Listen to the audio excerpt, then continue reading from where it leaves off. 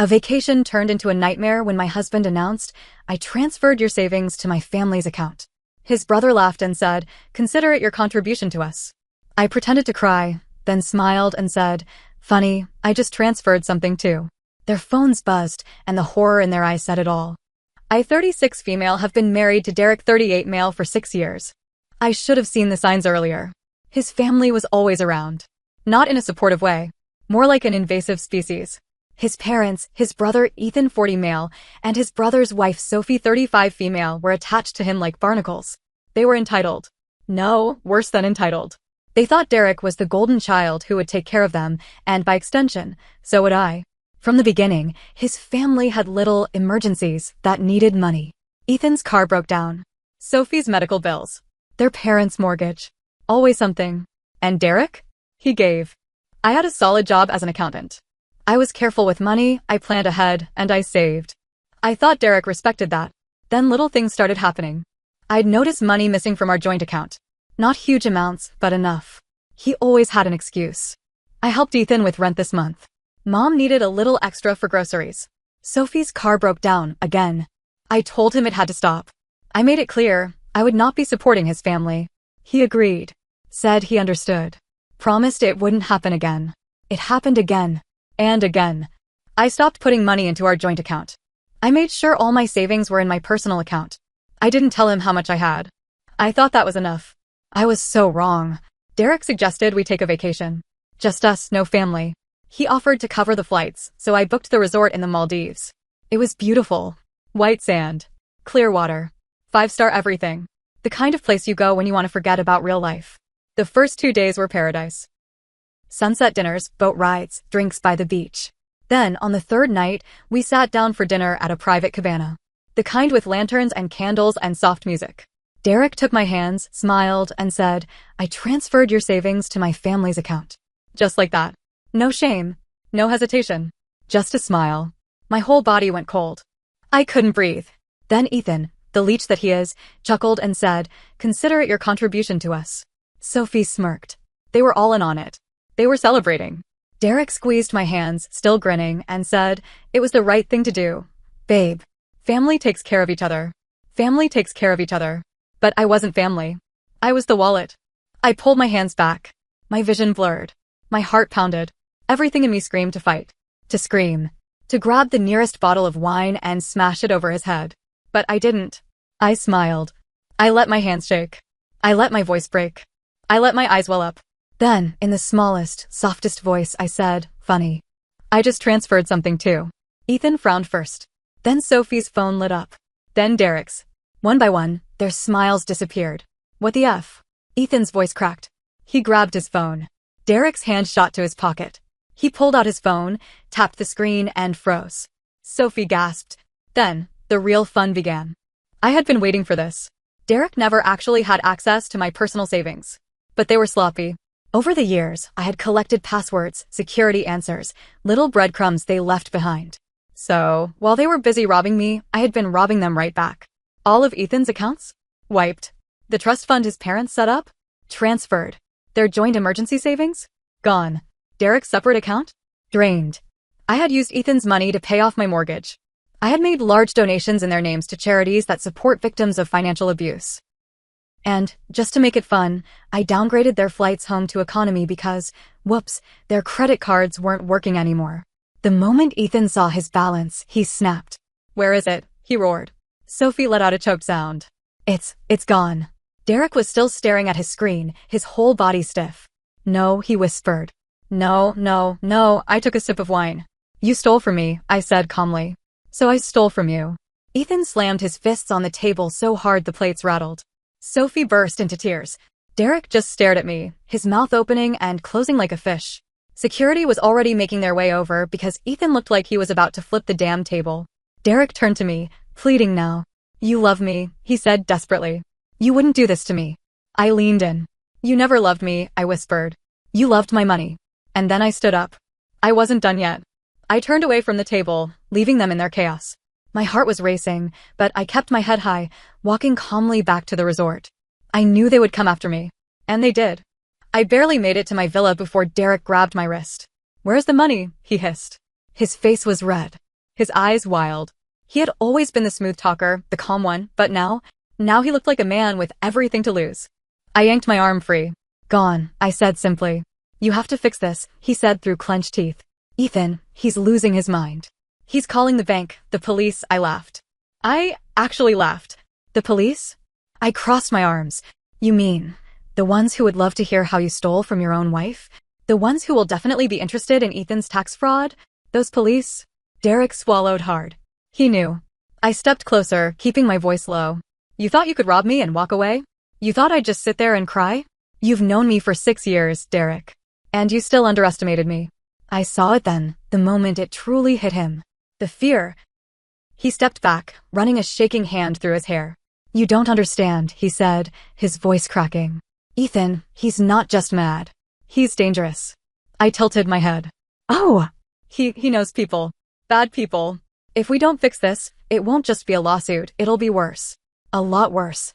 For the first time, I hesitated. Ethan was shady. He had always been the kind of guy who knew a guy. He bragged about slipping out of trouble, about favors people owed him. I had ignored it before. Now my stomach twisted. But I didn't let Derek see it. Not my problem, I said, shoving past him into the villa. I locked the door behind me. Then I grabbed my phone. It wasn't even an hour before I heard voices outside. Loud. Angry. Ethan. Sophie's voice was high-pitched, panicked. We have to talk to her. We can't leave like this. I peered through the window. They were pacing. Ethan was furious.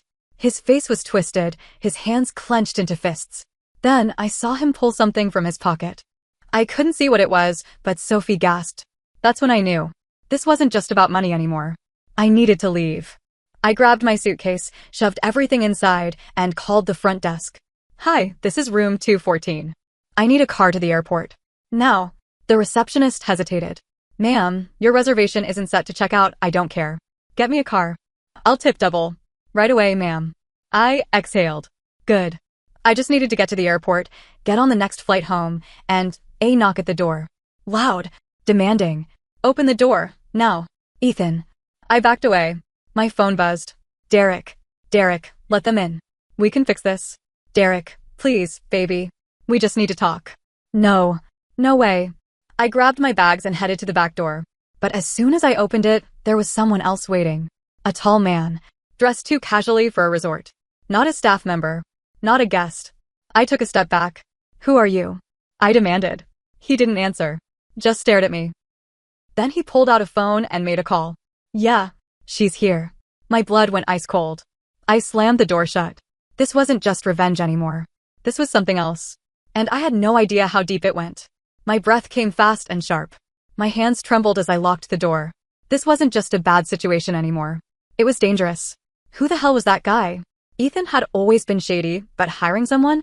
That was new. I grabbed my phone, my fingers shaking as I scrolled through my contacts. I needed help. Someone. Anyone.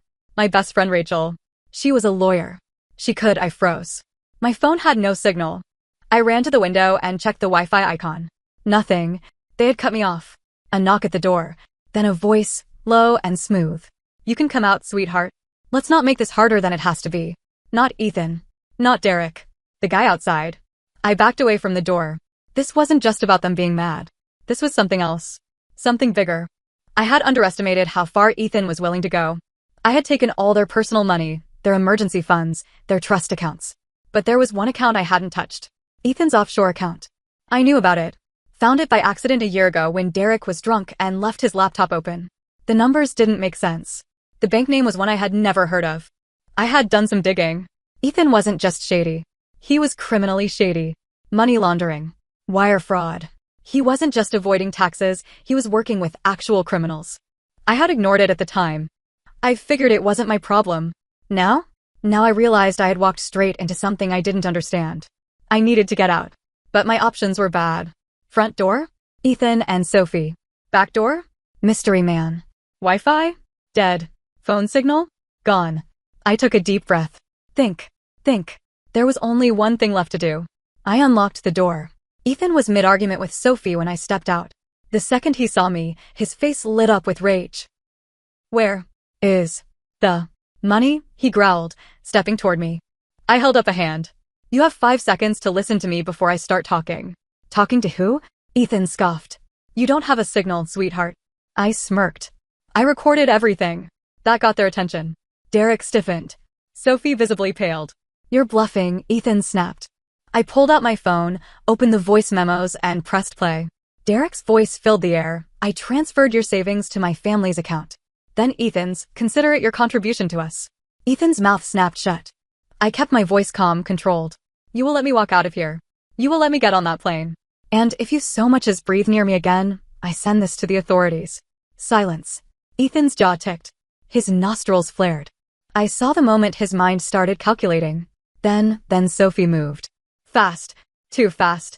She grabbed my wrist and yanked me forward. She has more, she said, her nails digging into my skin. Sophie, don't. Derek started. Shut up, Derek, she snapped. That's when it hit me. Sophie wasn't just in on it. She was desperate. She was more scared than Ethan. And that was interesting. I let Sophie drag me toward the beachside pathway. My mind raced. What was she so afraid of? I decided to push. You don't look mad, I said. You look terrified. She didn't respond. What does Ethan owe? I pressed. Who does he owe? Sophie stiffened. Bingo. It wasn't just about their money. It was about someone else's money. And that meant one thing. Ethan wasn't just in trouble. He was in debt. And whoever he owed was coming. We reached the resort parking lot. A black car was parked near the entrance. The mystery man from before leaned against it, smoking. I heard Sophie swallow hard. They're already here, aren't they? I asked. She didn't answer. That was the answer. I exhaled. This wasn't just about my revenge anymore. Ethan had screwed over people who were much, much worse than me. And now? Now I had two choices. Run. Or make the biggest gamble of my life. Sophie's grip on my arm tightened. You don't want to do this, she whispered. You don't know who you're messing with. Funny, I said. That's exactly what I was thinking about Ethan. The man by the car, dark suit, cold eyes, calm as a loaded gun, sighed and flicked his cigarette away. He wasn't just some hired muscle. No, this was someone important. Someone dangerous. We had a deal, Ethan, the man said, his voice smooth but sharp. Yet here I am. Ethan looked sick. His usual arrogance was gone. Derek grabbed my wrist suddenly, his fingers digging into my skin. Fix this, he hissed. You started it. You fix it. My skin crawled. You stole from me, Derek, I said, my voice steady. I just stole back. This is all you. Ethan was sweating. He turned to the man by the car. We can get it, he blurted. We just need more time. The man took a single step forward.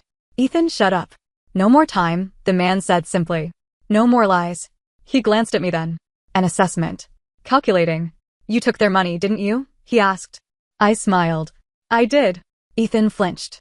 Then we have a problem, the man said. Derek, ever the coward, tried to turn on the charm. Look, we can work something out, he said. We're reasonable people. Maybe the man raised a hand. Derek, shut up. Then he turned to me again. Do you have it? He asked. No, I lied. It wasn't a complete lie. Most of it was already moved, invested, hidden under so many layers of security that not even Derek at his most manipulative could touch it. But I had kept a small amount liquid. Enough to use if I needed to. The man studied me. Ethan's breathing was erratic now. He knew what was coming. Then someone has to pay. And then, so fast I barely processed it, the man pulled out a gun. Pointed it at Ethan. Sophie screamed. Derek staggered back like a coward. Ethan collapsed to his knees. Wait. Ethan begged. I didn't move. I should have been scared. Maybe I was. But after everything, after being treated like nothing more than a walking ATM, after Derek smiled in my face while robbing me blind, after Sophie helped, I felt nothing. Please. Ethan was sobbing now. Please, we can fix this. The man tilted his head. Then he turned to me again. You took their money, he said, but you're not the idiot who lost it. I'm feeling generous. I'll give you a choice. I arched a brow. I take the money from you, he continued, or I take it from them. Sophie collapsed into tears. Derek went sheet white. Ethan just screamed. Choose, sweetheart, the man said. It's your move. Derek lunged for me again, grabbing my arm. You have it, he hissed. Just give it to them. Sophie, now sobbing, clawed at my sleeve. Please, she begged. Please, and Ethan? Ethan turned on me. This is your fault, he spat, his face twisted in rage. You owe us. You married into this family. You don't just get to walk away. That did it. I laughed. I laughed so hard I had to wipe tears from my eyes. You still don't get it, do you? I said, looking between them. I don't owe you anything. Sophie wailed. Derek cracked. Just give it to them, damn it. The gun pressed against Ethan's forehead. Last chance, the man said. And that's when I smiled. I don't negotiate with thieves, I said. Then I turned and walked away. Derek screamed my name. Sophie collapsed. And Ethan? I didn't look back. I don't know if Ethan made it out of that parking lot. I didn't stick around to find out. The moment I left the resort, I booked a flight. First class. No connections. Straight home. By the time I landed, I had blocked all their numbers. Derek? He tried. Oh, he tried so hard. Emails. Fake social media accounts. Even a handwritten letter, begging me to fix it. Then the threats started. You'll regret this. I will ruin you. You have no idea what you've done. And my personal favorite, I still love you. I sent everything to my lawyer. Derek was slapped with fraud charges. Ethan? I never heard from him again. Sophie left him. Ran back to her parents. And me? I sat in my paid-off house, sipping expensive wine, watching Derek's life burn to the ground. Because karma isn't a bitch. I am.